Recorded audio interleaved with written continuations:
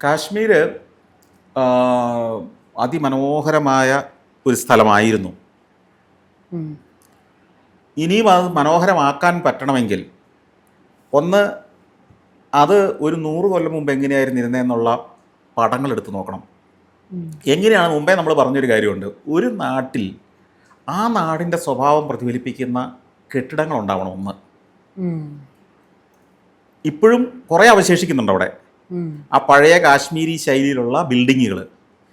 നമ്മൾ സ്വിറ്റ്സർലൻഡിൽ ചെല്ലുമ്പോൾ സ്വിറ്റ്സർലൻഡ് ആണെന്ന് നമുക്ക് തോന്നുന്നത് ആ കെട്ടിടങ്ങളും ആ മരം കൊണ്ട് പണിത ഇപ്പോഴും ആ ആ ഹാൻഡ് റെയിലുകളിൽ പൂക്കൾ പൂത്തൊലഞ്ഞ് നിൽക്കുന്ന ആ മരക്കെട്ടിടങ്ങൾ, ആ ട്രഡീഷണൽ ശൈലി പണിത കെട്ടിടങ്ങൾ, പിന്നിലെ ആ പുല്ലുമേടുകളുള്ള ആ മലനിരകൾ, തടാകങ്ങൾ, ഇതെല്ലാം കൂടെ ചേർന്നല്ലേ.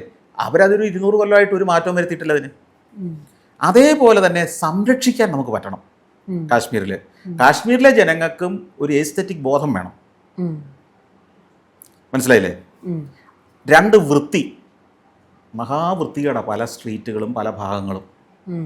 ഈ 2 കാര്യങ്ങൾ മാറ്റിക്കഴിഞ്ഞാൽ ഞാൻ പറഞ്ഞത് കാശ്മീരിനെ നമുക്ക് സ്വിറ്റ്സർലൻഡുമായിട്ട് കോമ്പീറ്റ് ചെയ്യിക്കാൻ പറ്റുന്ന നമ്മുടെ ഒരു പ്രോഡക്റ്റാണ്. അങ്ങനെ എന്തെങ്കിലും ഉണ്ടാവുമോ ഇത്തരത്തിൽ ഒരു ഗവൺമെന്റ് ഇനീഷ്യേറ്റീവ് എടുത്തിട്ട് അങ്ങനത്തെ ഒരു മാറ്റം? ഇന്ത്യയിൽ ആ ഒരു മാറ്റമൊക്കെ വലിയ പാടാണ്. കാരണം നമ്മുടേത് ഈ പറഞ്ഞ ആളുകളെ പ്ലീസ് ചെയ്യേണ്ടത് ഗവൺമെൻറ്റിൻ്റെയും ഭരണാധികാരികളുടെയും വലിയൊരു ആവശ്യമാണ്. ഇപ്പോൾ വൃത്തിയാക്കാൻ വേണ്ടി ഒരാൾ കർശനമായ തീരുമാനം എടുത്താൽ തന്നെ ജനങ്ങൾ അതിനെതിരാകും, പ്രതിപക്ഷം അതിനെതിരാകും, അല്ലേ? ഇപ്പോൾ ഒരു ചേരി പൊളിച്ചു കളഞ്ഞ അവിടെ പുതിയ നല്ല ഫെസിലിറ്റി ഉള്ളൊരു അപ്പാർട്ട്മെന്റ് സമുച്ചയം ഇവർക്ക് പകരം കൊടുക്കുക എന്ന് പറഞ്ഞാൽ പോലും അതിനെ പ്രതിരോധിക്കുന്ന ജനമാണ് നമ്മുടേത്, അല്ലേ? അങ്ങനെയല്ലായിരുന്നെങ്കിൽ ബോംബെയിലെ ധാരാവി എന്നേ മനോഹരമായേനെ. സത്യം.